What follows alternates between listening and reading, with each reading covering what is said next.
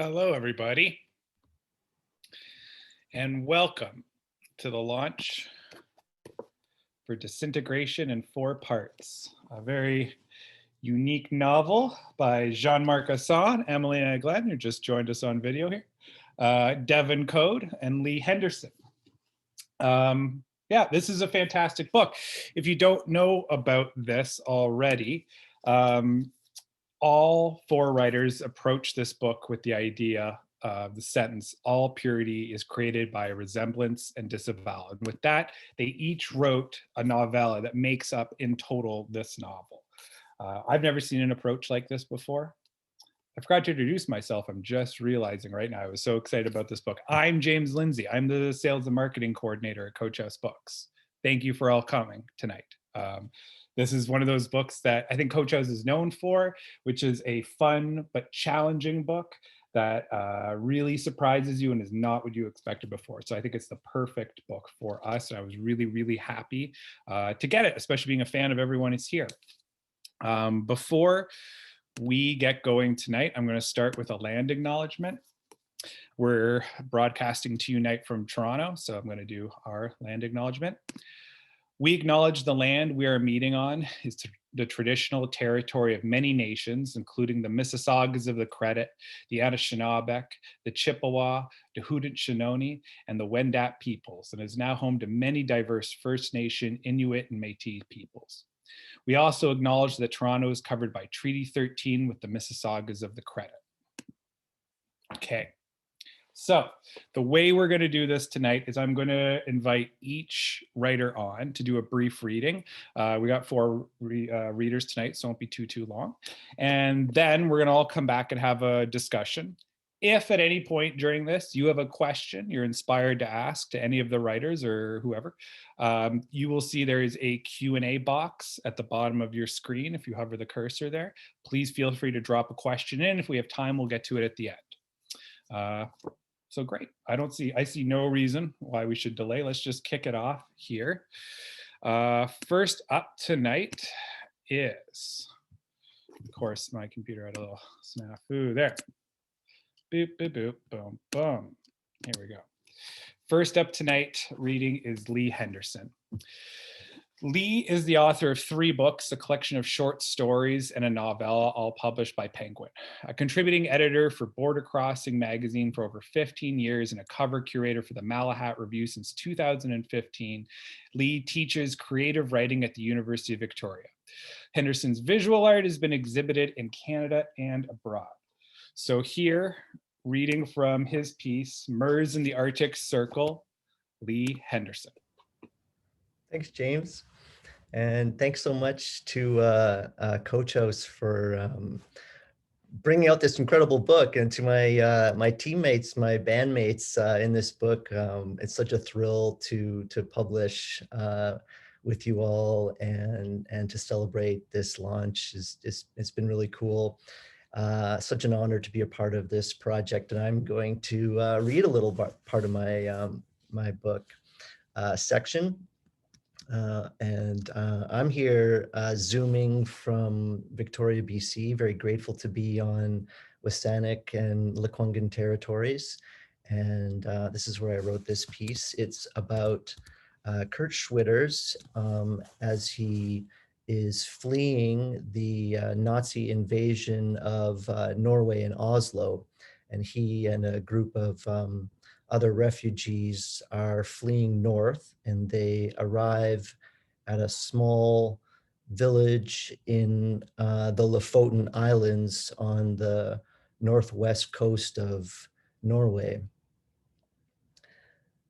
"Welcome to Kabelvag," he tells the first man to appear out of the hull. "I am headmaster, but I should say you shall know me as Captain Trygve Wickland. Please, now watch your step and queue up over there so that I might..." His first refugee leaps out onto the dock and embraces the captain, loses his balance, tips over. Wickland helps him regain his footing. "I'm not used to a steady floor," says Schwitters. He's a tall man, heavy set like a plinth with all his weight on his heels. His eyes are bright and glassy blue like the eyes in a doll. His grin is disconcerting to Captain Wickland. Schwitters takes a deep, glorious inhale until his lungs are busting, as if he'd held his breath the entire voyage at sea. I am Schwitters, Kurt Schwitters, German citizen but enemy of the Nazis, artist of the avant-garde, cultural refugee. Greetings, my friend, from the landless dispossessed. Here we are. I don't know where, but at the very edge of exile. Let us bless the skipper and his sturdy cod bucket for bringing us out of the hairy soup alive. Our camp has beds for 112. How many are you? All German? An incredible assortment of 42 souls, Schwitters tells him. Painter, poet, inventor, collagist, sculptor, carpenter, carver, portraitist, belletrist, dancer, singer, actor. And now that I've introduced myself, let me tell you a little bit about some of the others on board. 42, the captain says. He is astonished. Such a small boat. He looks beyond Schwitters and mutters something about how he would like to make an announcement once everyone's disembarked. Schwitters says, of course you would, and thank you. Here come the photographer and dancer, Ernst and Esther Gouldhall. My son and daughter-in-law, lovely couple. She's from Oslo. He took her name when they got married. Quite natural. In art circles, the Schwitters name is synonymous with Mers. Ernst, this is the captain. I already forget. Wickland, Captain Wickland. Now please move aside, queue up here. Ernst, shaking, shivering, mouth hanging open and tongue threatening to fall out of it. He reaches out with one bone-rattling hand and takes the captain by the wrist, leans in to tell him in all confidence and with an eye-watering case of halitosis, I'm really more her husband than I am his son. Ernst hasn't held down much more than a saltine since they fled Lysaker a month ago, seasick and no appetite for dodging naval battles and hiding under fog from Nazi warplanes. Deadly draining stuff and slow. They might as well have walked most of the way. A man's constitution is truly tested at sea during war times. It turned Ernst Guldenhall into a motion-sick stick of a man who can barely hold himself upright under the weight of a worn-out pinstripe suit and secondhand black sable overcoat. Clothes that fit him in a month ago now look boxy and clownish. In peacetime, he might pass for an American matinee idol in the role of a star reporter with a camera slung around his chest on a leather strap like a jungle knife over a crisp white shirt, his sleek black hair tossed up and back in a seductive wave, but with his hair hanging down in oily strands over his chalky face, mouth breathing, eyes bloodshot from exhaustion, hobo beard, Ernst looks more like his dad's degenerate German art than a pedigreed photographer. He's lifted off the fishing boat and onto the dock like a corpse or a fisherman's mystery catch. I'll end it there. Thank you.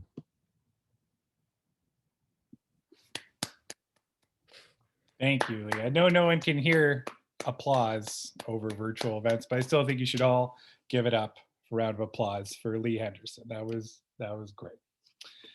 Okay, coming up next, we have the so-called project coordinator kind of this novel, Jean-Marc Ah-Sen.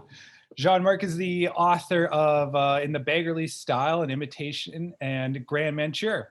The Beggarly Style of Imitation and Grand Manture, which it was selected as one of the 100 best books of 2015 by the Globe and Mail. And the National Post has hailed his work as an innovative escape from the conventional. He lives in Toronto with his two sons. And here to read from his piece, The Parametrics of Purity, Jean-Marc Ah-Sen.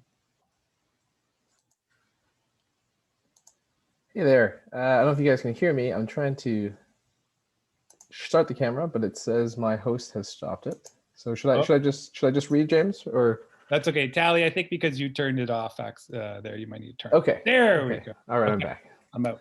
Hey, my name is Jean-Marc Ah-Sen. I'll be reading a short selection from my story, Parametrics of Purity. Just want to thank everybody for being here. Thank my fellow disintegrationists for coming on board and making this book what it is. My story is about feuding literary movements who have the temerity to start a political party. And it starts like this. Artepoism, also known by its more popular cognate, pseudomentarism, was the hypno-realist paradise that could not progress beyond the crawling stage of development. It was promulgated exclusively by Artepo Le Poitevin, the primitivist miniature painter who exported the hypno-realist movement's ideas into non-sculptural forms. He was known mostly for being aggressively suicidal.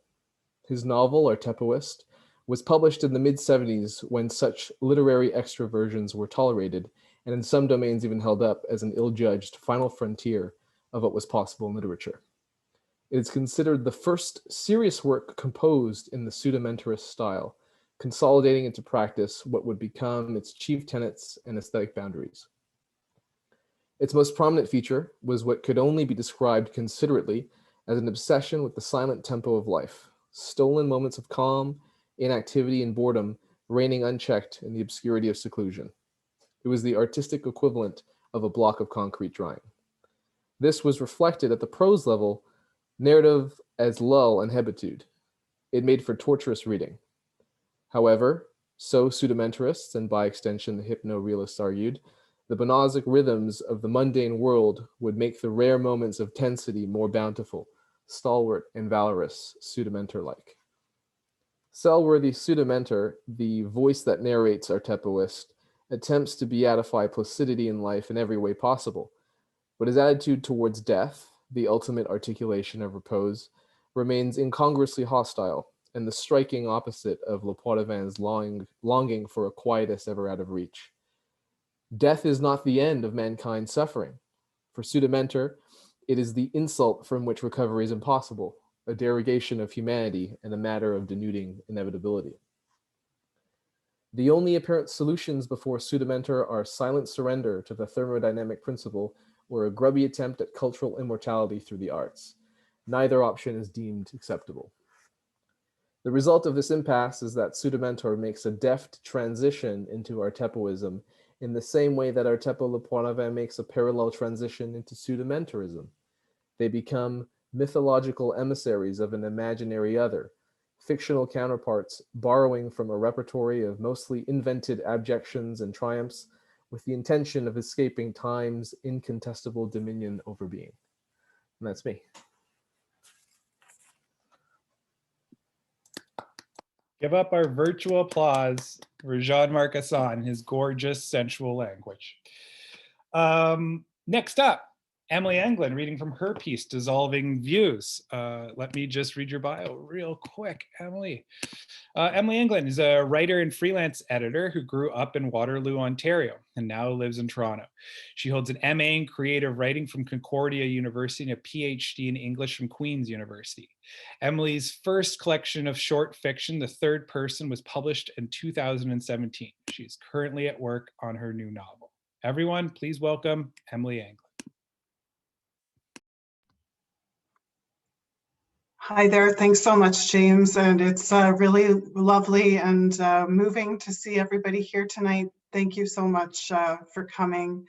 And thanks so much to Coach House and to all my fellow bookmates for making this project the wonderful thing that it is. And a special thanks to Jean-Marc Ah-Sen for conceiving the project and inviting me to participate. It's been such a huge pleasure. So yeah, again, just lovely to see you all here tonight. Too bad we can't be in person, but hopefully that's around the corner. My piece is called Dissolving Views, and I'll just read a selection from it tonight. It's about two twin sisters who each acquire a kind of surrogate twin as the story unfolds, and seek to kind of rediscover their bond kind of against adversity as the story progresses. I'm just going to read from the opening where the narrator is reflecting on her relationship with her twin sister, who she hasn't heard from in some time. In the sunlight, the river behind my building was a rushing channel of broken brown-green glass, dazzling the eye as it rolled. It was 6 months since I'd last heard from Amber, my twin sister, and I sat alone, gazing out at the water, thinking about her. Just that morning, I'd felt the too comfortable haze settling in again. I'd sat on the bank, alternately writing in my notebook and watching the water, When I looked back down at my notebook where it sat open in my lap and began to read, alarm sobered me. It was like drinking alcohol in reverse, clarity flowing like a cooling liquid through the blood. It's always been summer, my entry began. Every person who lives here is always gone, except me. Some of them have never lived here. They just own or rent the empty space. There have never been actual voices, just written words. I've never worked, never gone to work in a building in the city every day. What matters, what lives, feels, and moves are the plants that grow outside by the water. Even in the city, the vegetation has grown so long and unruly that surely a tipping point has arrived. Now it will always keep growing. The entanglements of wildflowers, weeds, and vines along the river can only grow more complex, impossible to cut apart from each other, locked into prolonged life by their combined tendrils that conspire in a kind of union to forge grafted interspecies networks. This, I thought, is not what I should be spending my time on. Any more of it, and I'd be ready for a reclusive life, not unlike our Uncle Paul after he got back from his service as a war photographer. Alone, suspicious, blinds drawn, 20 years worth of days spent in shadow and solitude, all the photos on his walls depicting things and places, not people. Maybe it ran in our family. There was a term for it, antisocial behavior, and a label, recluse. No, I thought, no, that's not right. I am not antisocial. Nor did I have the excuse of any war tours for this strange behavior. I stood up and went inside. Maybe it was just that I didn't really like to think about what had happened or where I had been before this lonely outdoor world. I'd returned to the condo after a period spent at Kim's home, the CEO of the architectural firm where I'd worked for 10 years. With Kim, I'd spent all my time inside, up in his condo high above the city, or working in the tall tower that housed his company, or enclosed in the tall shadow of his body. Back at my own place, I roamed outside by the river by day, no job to go to, delirious from the sudden change of scenery and circumstance. I picked up my phone and looked at my sister's words again. The last message she sent me was on March 1st, a month before Kim and I broke up. Are you still living a floating life up there? What do you do up there? I think of you as a kind of god now living up there in the sky. I bet the wine is good. I think of you when I look up at night. Can you see me? Light a flare from the roof if you can, or send a sign. I'm watching, don't forget. I had never answered her, at least not until a month later. Hey, I'd finally written. I never responded. I've kind of been floating. Can we talk? The year before had been so different. Amber and I saw each other almost every day. We finished each other's spoken and unspoken sentences. Our relationship was symbiotic, each of us sustained by the other on an organic level. One mental picture still came bobbing to the surface of my mind almost every day, even though through the fog of that lonely summer. A scene from last September, a hot summery day. Amber and me lying on a picnic blanket, the quilt from her bed, spread out on the grass in a park in a clearing. A game of Scrabble lay between us, some of the tiles sliding down the board, the game abandoned. The distant shouts of a soccer game started up in a field somewhere nearby and rose above the trees. I watched a pair of birds, crows, two indistinct black dots against a white cloud, moving in tandem, and it struck me that Amber and I could almost be their shadows on the ground if we were moving. Thanks. Yay, virtual applause. Let's see it in the chat. Yay, that was great. Thank you, Emily. Okay, our last reader of the evening before we get into some talking is Devon Code. Devon is a fiction writer. He's the author of Involuntary Bliss, a novel, and In a Mist, a collection of stories. In 2010, he's a recipient of the Writers' Trust Journey Prize. Originally from Dartmouth, Nova Scotia, he lives in Peterborough, Ontario. Everyone, please welcome Devon Code. Hey everybody, thanks James for that introduction. It's great to be with you this evening. I'm coming to you this evening from Peterborough, Ontario, which is the treaty and traditional territory of the Mississauga Anishinaabe. And it's such a pleasure to be published with my co-authors. Thank you to Coach House, and a special thank you to Jean-Marc for the invitation to be part of this collection. So I'd like to read to you from a section in the middle of my novella. And the one thing you need to know about the protagonist, and who's the narrator, is that for most of the novella, she refers to herself using the pronoun one. 30 years ago, when one's mother was about the age one is now, one goes to visit her. It is March. The sky is overcast. One sits with her at the dining room table drinking tea. Though it is early afternoon, one's mother still wears her dressing gown. There is a period of silence. These are not uncommon for one's mother, particularly as she has aged, though this instance has a unique intensity. It is as if one thinks she is contemplating her own mortality. She is not ill, as one will be when one is the age one's mother is now, but perhaps she realizes that her life will not last much longer. Then, confirming one's suspicions, she tries to articulate something of what life has been like for her. She says that her life has seemed like a visit to an art gallery. The gallery, she says, has been hosting a retrospective by a renowned painter. It is the last week of the exhibition. The walls are adorned by large, lavish canvases demanding close attention. Her life, she says, has been like being dragged through this gallery by a petulant child. She has wished to engage with the works around her, but the child, with interests of his own, has not allowed it. The child has no interest in the paintings, seeing the gallery as a kind of trial to be endured as hastily as possible. There is nothing for the child to do in the gallery, and its quietude disturbs him. One's mother pauses then, looking one in the eye as if to gauge the effect her words have had. It is only an analogy. She realizes it is a distasteful one. The child in her analogy, one's mother says, is purely figurative. It is not meant to reflect her actual daughter or her son, whom she has always loved.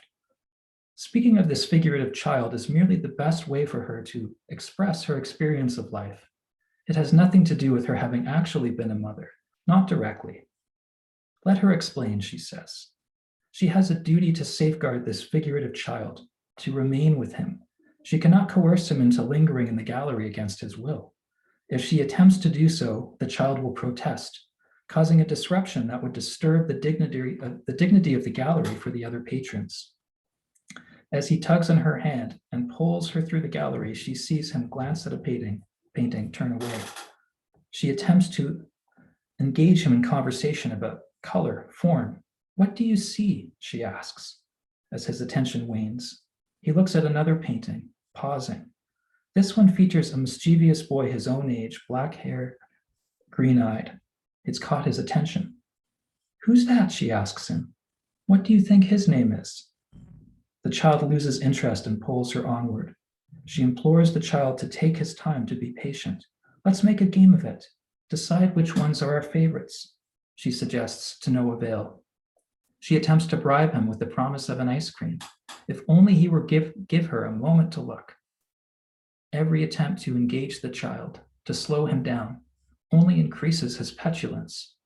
As much as she resents his impatience, she admires his willfulness. They are just paintings, she tells herself. What really matters is her presence in the child's life, the child's presence in her life in this moment. Perhaps, she thinks, the importance of the paintings is to create an event, an occasion for her to spend time with her son. She asks herself to what extent she is really interested in the paintings. Is it the paintings themselves that interest her, or the idea of them? The mystique of the painter, the mystery of the artist at work. Do they speak to her? Would they possess the capacity to move her if she were granted an adequate opportunity to engage with them? Are they really that much more impressive in person?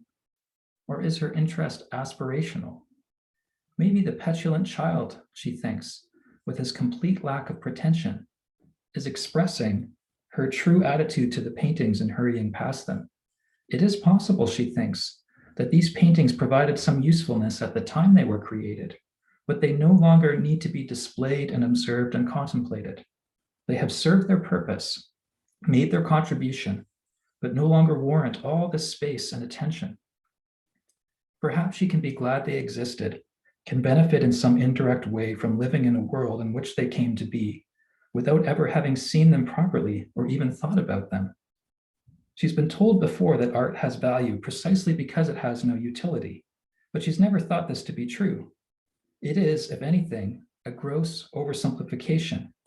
Art does have utility, but that utility is so complex and diffuse as to be virtually impossible to quantify, and so it needs to be taken on a kind of faith. Thank you. Thank you so much, Devon. Let's give it up for Devon, everyone. See it in the chat. I'll invite the other authors to please come back now as well. I have a couple of questions. To be honest, I had more than a couple, so I really like to pare myself down. There's a lot to think about here. I guess, though, I want to start with the obvious right off the bat. Jean-Marc, I wanted to ask you, you approached everyone else with this idea, with the statement itself that all purity is created by resemblance and disavowal. So I have to ask, where did you come to this statement? Where did the idea that this could be a book come from, and why did you choose these authors? Well, I had taken to writing aphorisms for a previous project, and that was an idea that I kind of mentally got hung up on and thought, maybe that could be productive of something. And I took inspiration from a 1960s film called Rogopag, which was Pasolini, Gregoretti, Godard, and Rossellini came together to make an omnibus film, and they were separate films. They didn't really they weren't integrative at all. And I like that idea of having kind of 4 autonomous works that could kind of mutually benefit from a kind of collaboration, 4 separate audiences that could come together. And I had kind of previously experimented with the idea when I was making films. And then I thought about people whose writing in CanLit had left a very strong, indelible impression on me. Lee's work speaks for itself. The road narrows as you go just blew me away. He gave me one of the greatest gifts, probably the best blurb I've ever received on a book. And then Emily and Devon's books with Book Hug just floored me. The Third Person and Involuntary Bliss. I remember reading those and thinking, these are some of the greatest pieces of modern literature that I've ever read. So when I kind of thought about putting the idea of getting a book together, I thought, who could I ask who would be receptive? And I'm very happy to say that everyone came on board. And that's the book as you see it.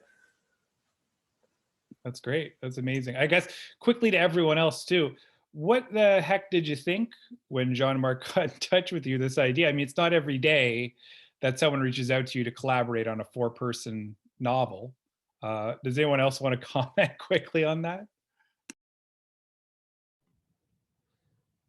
Who's gonna go? You go first.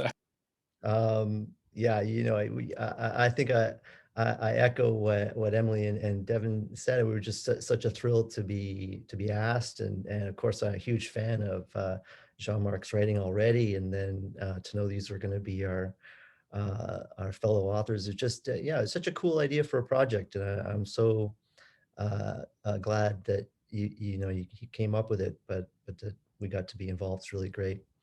And the aphorism resonated with me. So I found that it's a theme that I'm probably wrestling with in a lot of my work and trying to resolve. And I was thinking about it today, and I think there's somehow people mix up the idea of purity and perfection, and there's something very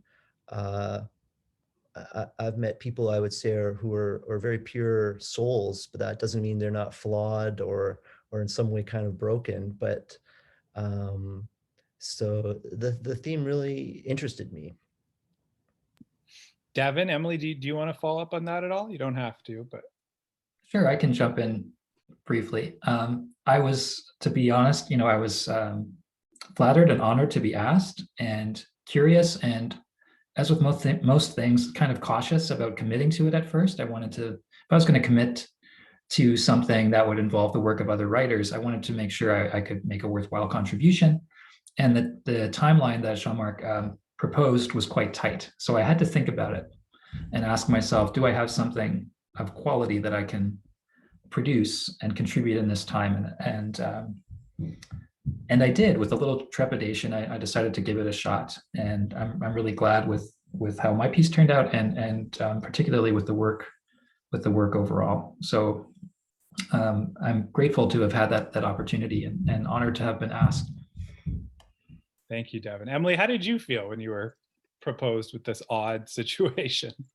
I was just really thrilled and curious and open, and I really liked the open-endedness of it. I was a huge existing fan of Jean-Marc's work, and I knew that it would be an opportunity to really be experimental and exploratory and have space to try out different ideas. And I really loved the idea of the four of us kind of getting to each work on our piece toward the end of a larger thing, and kind of work in collaboration on a bigger project, but without the entire burden of writing an entire novel falling on any one of us. That was a really appealing aspect of it, for sure. And I also found the aphorism intriguing, particularly the part about resemblance and disavowal, which kind of seemed intriguingly paradoxical and cool. So yeah, I was just excited to be a part of it and to see where it went. Thank you, Emily. Lee, I think I want to bounce back to you for a second. I'm really glad you read that introductory passage from when the boat lands at the internment camp, because you get a great impression of Kurt Schwitters from that. Now, everyone may have gleaned that, but this is a real person, a Dadaist artist who was imprisoned by the Nazis. But I guess what I'm really interested in here, Lee, is where did you get his personality? Is this an actual, did you, in researching him, is this how Kurt Schwitters is? Like the entire time, and I don't want to give too much away, but in this internment camp, he is nothing but jovial in the face of absolute disaster, death, disease. Everyone around him is completely miserable, but he is at this high point and constantly making art and looking around to make art. Like I fell in love with this character. I don't even so much care about the real Kurt Schwitters anymore. I love your version of them. So I'm wondering where your version of Kurt Schwitters came from. Yeah, thanks for that question. I gotta say, I've never had so much fun writing about a character than it was the opportunity to inhabit Kurt Schwitters for a little while. And I'd been interested in his art as a collagist and poet and performer, and he's such a incredible artist of that era. But when I began to research his biography, I realized that he was not only an outstanding artist, but an incredibly unique individual. And it was just precisely that while everyone else was understandably suffering, Kurt Schwitters was also be able to continue making art, to continue to sing and inspire and keep his fellow inmates kind of alive with energy. And I have no idea where he got that, but it's not my invention. He really was that character. And I think as you kind of get a glimpse with his son, that it was both maddening to the people around him, as it was probably pretty inspiring to that he had such an enormous amount of like living vitality in him. Yeah, it made a real joy to write. It was a joy to read. It was absolutely incredible. It's a good piece to go first because right off the bat, you're very immersed in this. Emily, I want to ask you a question next. I think in Dissolving Views, your piece, shadow shows, shadow play, I don't know how to quite describe it, magic lantern shows, phantasmagoria, these sort of old arcane pieces of entertainment technology we use involving shadows play a heavy role in it. So much so it sort of continues all the way through. In fact, even, I don't want to give too much away about your book, there is a prominent very large house in it where they're shooting a horror movie at one point. So this idea keeps like coming through to the present for me. I was really interested in this idea, and I wonder if you could comment a bit on what drew you to this for your story. Thanks so much. Yeah, I think I found out about the existence of these magic lantern shows, or phantasmagoria, which were these light shows that were a cultural phenomenon, I guess, in the Victorian era in England primarily. But when I found out about them, I was just kind of blown away by some of the images I saw. That basically involved projecting illusions on walls or screens, and to the point where they were often quite immersive. And I did a little bit of research on them at one point, and just found out that how they were really widespread, and actually kind of took on some kind of darker qualities, with some of them being ghost shows. And I'm interested in horror and the Gothic, so it was just kind of an interesting kind of dive for me to take in terms of the subject matter. And I really just enjoyed getting to do some more research on the subject.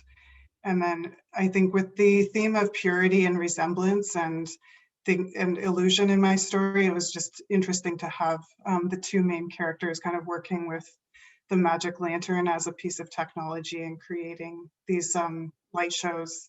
One as a part of her work as an architect for condos, and the other, her twin, creating a light show as a component of what becomes a horror movie. So it just kind of brought together a lot of my disparate interests, and I got to write about metamorphosizing animals and insects, which was an added bonus, and just kind of play with a lot of kind of more fantastical imagery, I guess, which I really enjoyed as a writer. I don't even know if you were going for this at the time, but for me, that even struck a chord in terms of like the purity of the show itself keeps continuing right up to the light and horror show and horror movie at the end. Anyway, really loved it. Just beautiful, Emily. Thank you. Devon, for you, again, I'm trying not to spoil everything, but your story is it's a series of philosophical statements, almost this Wittgensteinian, I always mispronounce that, almost proposition or aphorism, sometimes longer, sometimes shorter, that are found in the desk. Now, I asked you and everyone else to do a quick reading for us, for a share on social media and stuff, and you picked a part I was already really interested in, actually, which is the part about the silver birch. And I think what's important to know is that this is written from the perspective of an elderly woman who's in the final days of her life. But I was wondering, I'd be glad to read it if you wouldn't grace us with like a quick reading from that, because the video you made isn't actually you reading at all. It's an actual, I believe it's a real silver birch, correct me? It is, yeah. It is. That's your backing. So I'm hoping, would you be able to read that part for us quickly? Sure, if I can find it. I don't know off the top of my head exactly where it is, but I'd be happy to read that. Because I guess what I'm really interested in too is this the silver birch in your backyard, and how did you come to this? Yeah, it is. I know very little about the natural world. It's sort of an ambition of mine to learn more about plants and trees in particular. I love them aesthetically, and I guess emotionally. But I don't know very much about them. But we do have a silver birch in our yard. We've planted a couple of trees, and it's just been nice to watch it grow. I can see some of these trees from my backyard where I sit and write, and I like the idea of I like shots of landscape in film.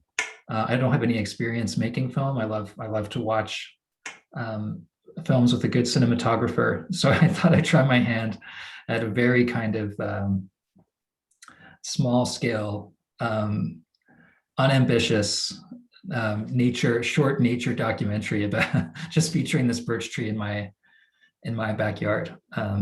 Well, it almost has like like it's great. You can see it in our Instagram if you want to go there right now. It's still up. Just look for the tree, and it almost has like a Werner Herzog kind of feel to it. What you did in the end, like it's very beautiful, beautiful narration over that passage for what is a very tender, sentimental moment, I think.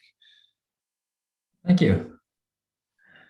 Okay, last question before we toss it out is to Jean-Marc.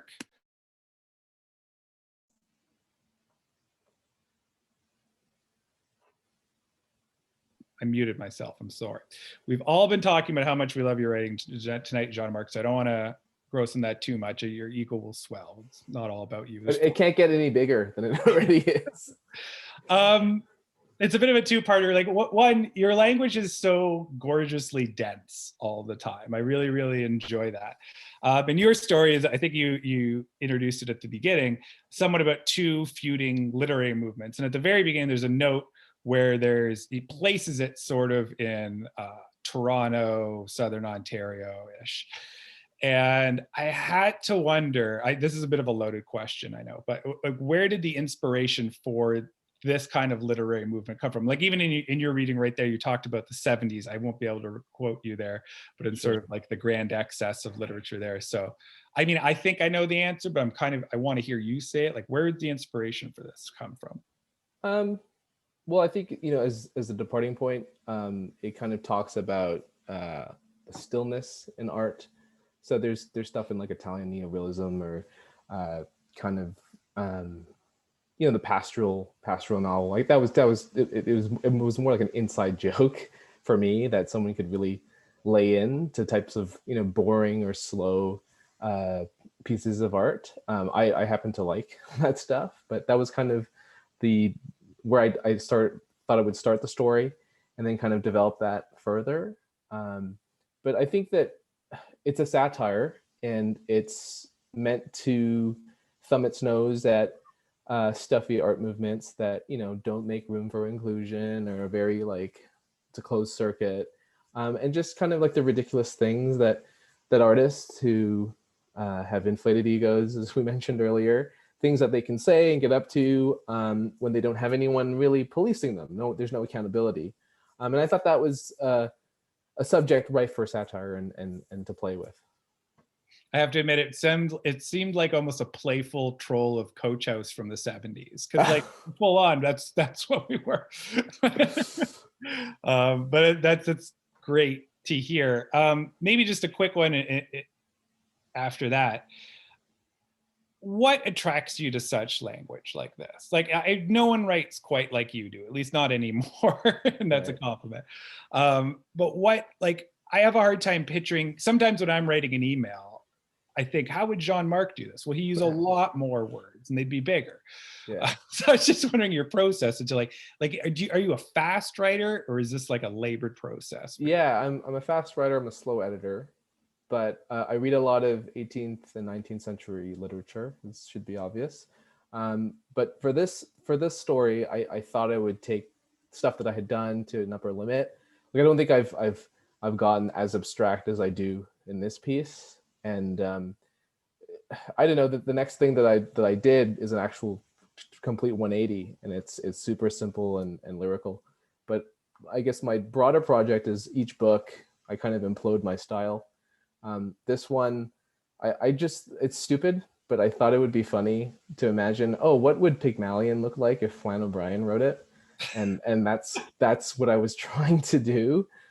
So there's kind of like this weird male author who happens to share my name, who's kind of like molding another author, but then there's like these absurdist streaks that get thrown into it. So it started as, as most things that I work on, as an inside practical joke that I wonder if I could bring this to a logical conclusion at some point. That's amazing. At this point, we're going to turn it over to the audience for some questions. We already have a couple to get us started, but I'll say to everyone that if you want to ask any more questions, I think we just had one in the chat too, which is good, but you can always drop it in the Q&A at the bottom of the screen. First off, Devon, this is for you. This is from Leanne Smith, and they ask, what was the reasoning behind making the choice to have your protagonists refer to themselves as one? Sure. So thanks for that question, Leanne. The idea was that it does a couple of things. So it provides a kind of distance from the personal for the narrator to write a little more freely about herself. And that's because it sort of universalizes her experience. At times, she's clearly talking about her own circumstances, her own family, but by using one, it's kind of positing this universal subject. So she's including the reader in that, and it's also a kind of imagined one, an imagined person, an imagined subject. So it creates a kind of distance, a kind of universalization, and it's in keeping with the idea of the novella as a philosophical treatise, a very rough draft of a philosophical exercise. Thank you very much, Devon. The next question is for everyone, whoever wants to grab it, is from Petronella Deville. How much collaboration was there between the writers on this project? Were you all aware of what each other was writing? Was there any discussion beforehand? Or Jean-Marc, were you sort of just the communicator, the organizer for all this? I was certainly aware of what everyone was doing. Maybe in hindsight, I could have been more open with communicating with each other what everyone was doing, but I also think it maybe worked to our advantage in that we didn't know what everyone else was doing and what directions we were going in. There was no bleeding of ideas, which I feel that for me personally, I can't speak for anyone else, but when you're reading something, it's very, there's the osmosis can happen very simply, right? And if you read something, it may come in or it make you second guess a certain narrative turn because, you know, say Devon did something. So it was quite autonomous, but we were all kind of barreling towards a deadline, an idea, and an interpretation of that idea. Maybe everyone could comment on, I know Devon, Jean-Marc, you just said that, and Devon, you commented earlier, but there was time restrictions on this. Emily, how did you feel about working with such tight time schedule for this? Like it's you know, writing a novel is daunting at the best of times when you're on a schedule. I really welcomed the deadline. I've always relied on deadlines as a kind of way of just working. Like Jean-Marc said, just barreling towards a deadline that seems to be a constructive work process for me.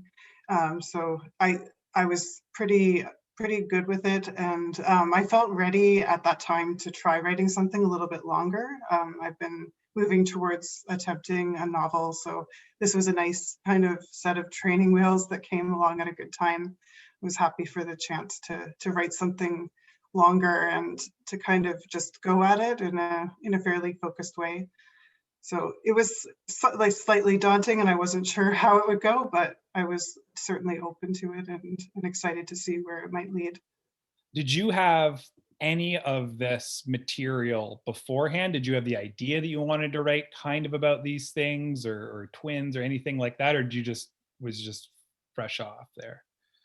No, I think I'd been thinking about maybe trying to write something about doppelgangers or with doubled characters. And then maybe that's why I got excited when I saw the prompt that mentioned resemblance and disavowal, because it seemed to come along at just the right time, but I hadn't written any of the content yet. But yeah, it worked out perfectly in that way, because I was definitely into writing about doubled characters. Oh, it's almost kismet then. That's amazing. Yeah. Lee, how about you? How did you respond to this, the idea of sort of having to barrel out a novella? I was somewhat fortunate in that I had a really shitty draft of this in a file folder, and I wasn't really sure what to do with it.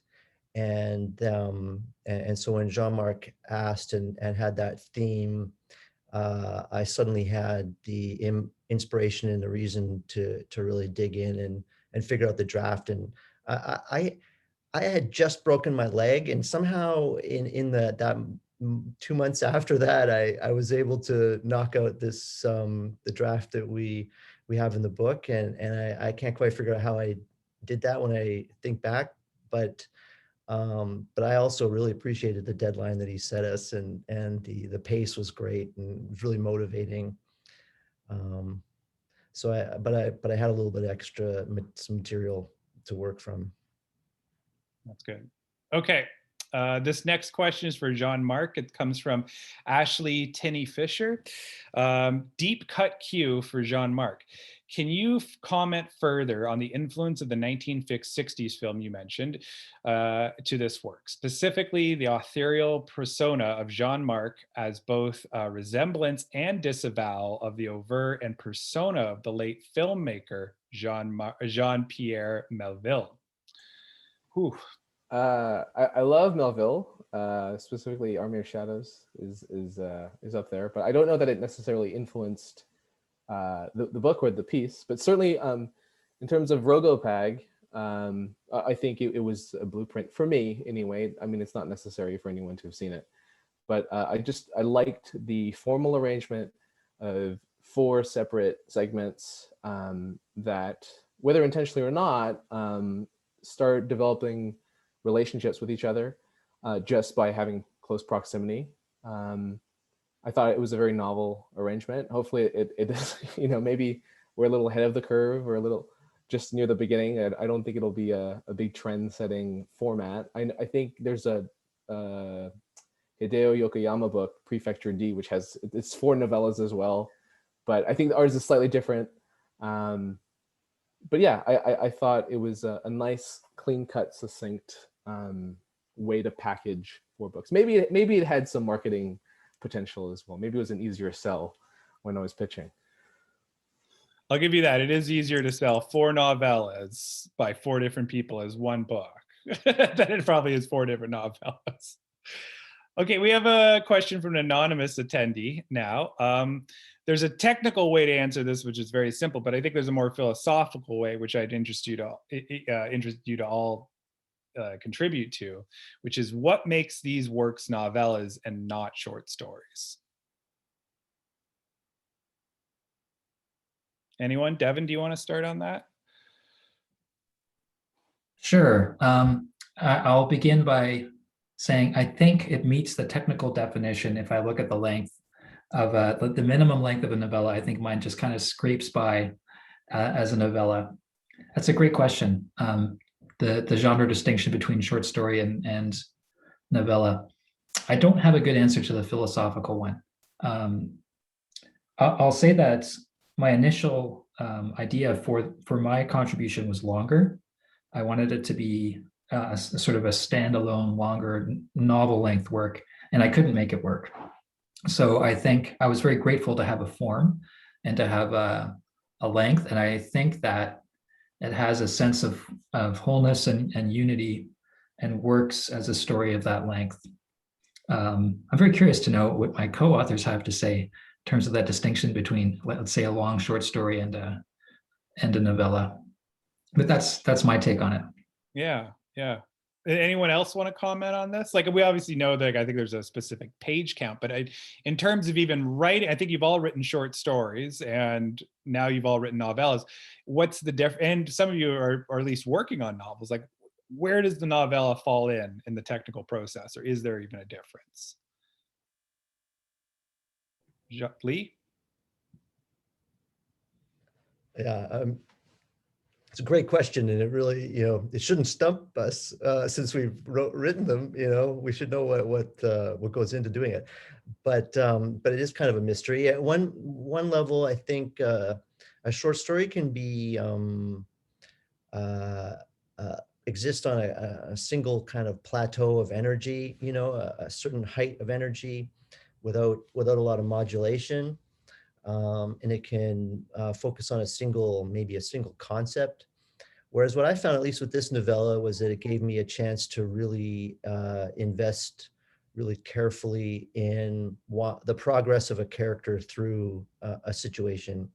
And so I was able to give a lot more depth, I think, to Schwitters than I would have in a short story. And so that's what the length allowed me to do, was just really dig into his character a little bit more. but I don't think it can do what novels do, or it's harder to have multiple threads and important secondary characters with big important arcs and lots of collapsing narrative threads. It's not quite long enough to start getting that fancy. I think that's what constrains it to the novella in length and focus. How about you, Emily? Is there much of a difference for you, or how did you experience your first novella here, opposed to short stories? I would just echo what Lee said, basically that it just felt a bit different and a little roomier than writing a short story, and that was really nice. It just, the characters had more room to grow and interact with each other and take on meanings across the length, and it was really cool just to have more space for things to kind of spool out and go in different directions. So yeah, it's hard. I don't know. I think I would need to reflect on that a little bit more. But it definitely felt different as a writer, and it was pretty fun to have, I think, a little bit less of a pressurized compartment for what would happen within its walls. Sure. Jean-Marc, do you have anything to add to that? I think I would just say, for me, with short stories, I tend to be more merciful to my reader, and it's usually you get the check and it's done. The extra depth of a novella just allowed me more space to torture my audience and kind of beat them on the head with $64,000 words and whatnot. So I think for me it helped me indulge my more masochistic tendencies towards an audience. That's great. Before we wrap it up, I'd ask, I feel like I'm going to put a lot of pressure on you here, but I'll just ask quickly if there's any questions you want to ask of each other.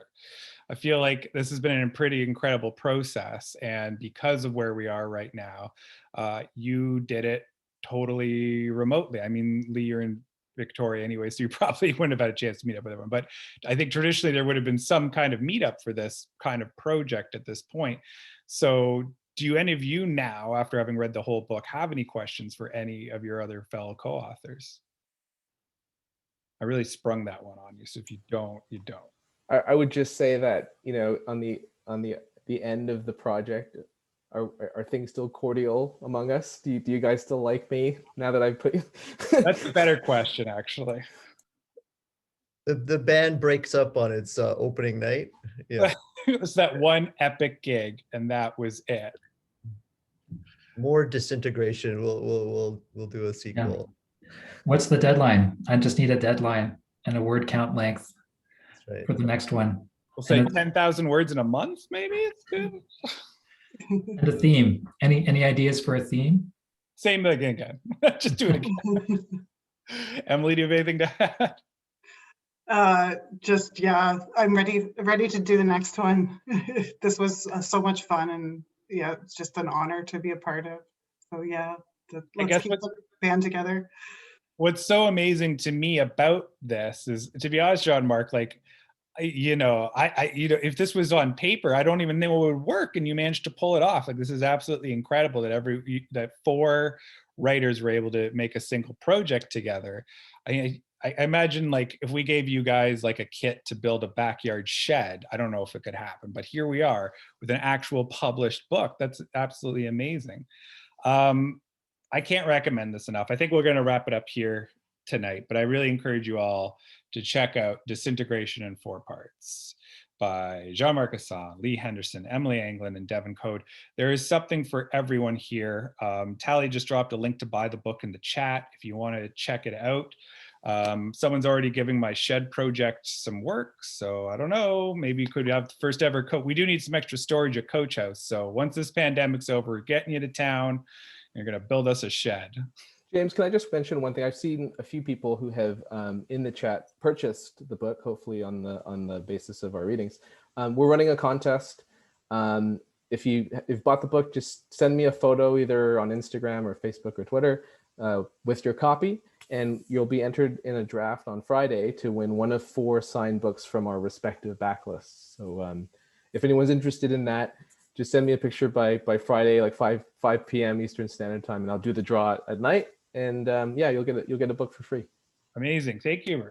Thank you, John Mark. Yay. Okay, so before we go, let's have a round of applause for each other. You guys are absolutely incredible tonight. Thank you so much, everyone, for coming. It's been a pleasure to work on this book. I encourage everyone to check it out. Thank you to our attendees who came. Special thanks to Tali Varun, our tech person who managed all the technical know-how tonight, so we didn't have to. Thank you very much. Take care, everyone. Have a good night. And the book is Disintegration in 4 parts. Goodbye, everybody.